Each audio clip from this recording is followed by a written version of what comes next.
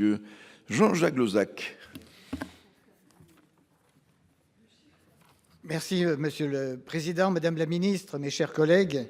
La fragilisation du maillage pharmaceutique en milieu rural est préoccupante, et plus particulièrement dans un département comme la Creuse, où les difficultés de démographie médicale, la dispersion de l'habitat et le vieillissement de la population accentuent les risques de rupture d'accès aux médicaments. Dans de nombreuses communes creusoises, la pharmacie constitue le dernier service de santé accessible sans rendez-vous, souvent le seul lieu de conseil, d'orientation et de vigilance sanitaire au quotidien.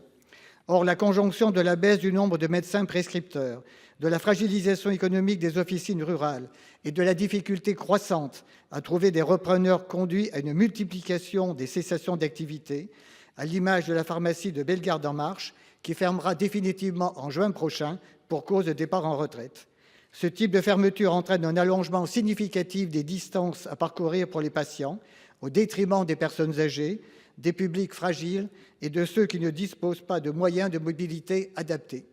Face à cette situation, le dispositif expérimental Antenne de pharmacie, tel qu'encadré par les agences régionales de santé des 6 régions concernées, constitue une réponse territoriale ciblée à une carence d'offres, limitée dans son périmètre et dans le temps, dans ses horaires et dans son organisation.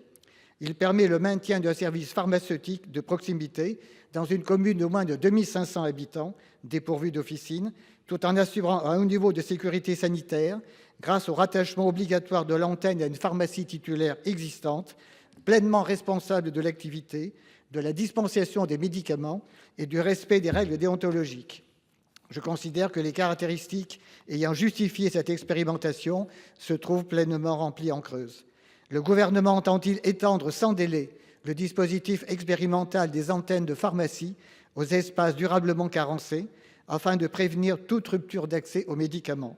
Quels engagements concrets l'État est-il prêt à prendre pour garantir aux territoires hyper-ruraux la continuité de l'accès aux soins et le maintien d'un tissu de pharmacie de proximité auquel ils ont droit? Madame la Ministre. Merci, Monsieur le Président. Monsieur le Sénateur, vous m'interpellez sur les enjeux du maillage officinal en milieu rural, notamment dans votre département de la Creuse, où effectivement la faiblesse de la démographie médicale et le vieillissement de la population compliquent l'accès aux médicaments.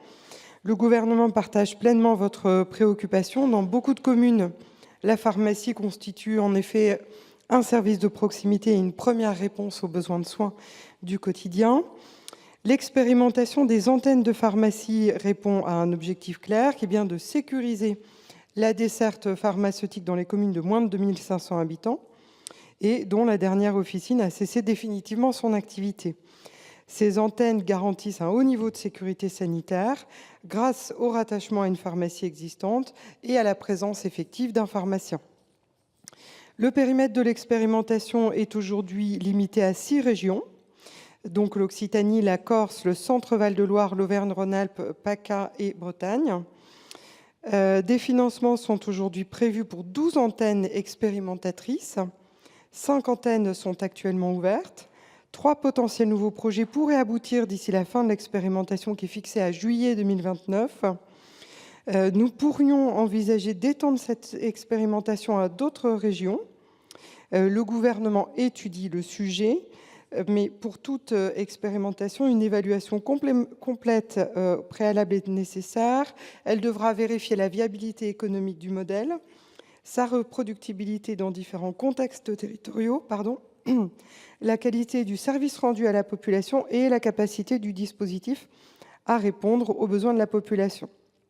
Donc ce dispositif pourrait s'étendre naturellement en cas de généralisation à l'ensemble du territoire et notamment à la Creuse. Cependant, le gouvernement veut vous rassurer sur le fait que la loi de financement de sécurité sociale de 2026 a prévu aussi des aides financières conventionnelles aux officines en difficulté, au-delà des seuls territoires fragiles que vous avez évoqués. Ces aides peuvent soutenir des officines confrontées à des baisses d'activité ou à des difficultés de recrutement ou de risque de fermeture. Merci Madame la Ministre. La parole est maintenant